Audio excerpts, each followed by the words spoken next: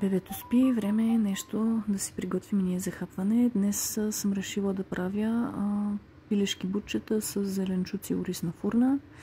За целта първо си слагам малко масло в тикана, добавям 2 скритки чесън за аромат, една глава лук, добавям още малко масло, защото това беше малко, 2 моркова, една чушка, една тиквичка. Реших да добавя само една, защото беше доста голяма.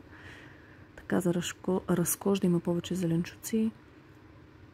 Добавям една чайна лъжица сол. Днес явно ми е трудно да говоря. Една чайна лъжица червен пипер, черен пипер,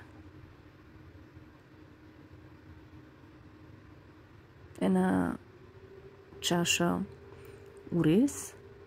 Разбърквам добре. Вижте колко цветно и готино стана. Мащърка на око.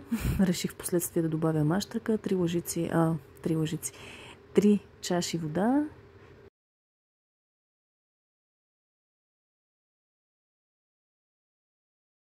Изсипах всичко в тавата.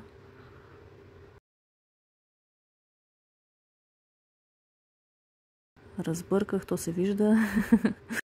Добавям си бутчетата, под кожичката им слагам масълце. Стават така много вкусни, поне на мен са ми много вкусни. След което добавям, поръсвам и с сол и реших друго да не им слагам.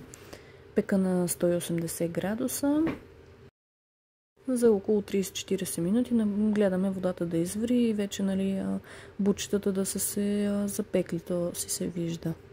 Искам и се този път в края на видеото да ви оставя едно послание, така неделно. Знам, че всички хора сме си различни, нещата, които ни се случват в живота, може да има сходни, сходни неща, които преживяваме, но всеки ги живява по различен начин. И през годините със сигурност на всички ни се случвало различни хора да ни нараняват и така нататък. Просто исках да ви оставя като послание, който иска да види светлината в вас, ще я види и ще си намерите правилните хора.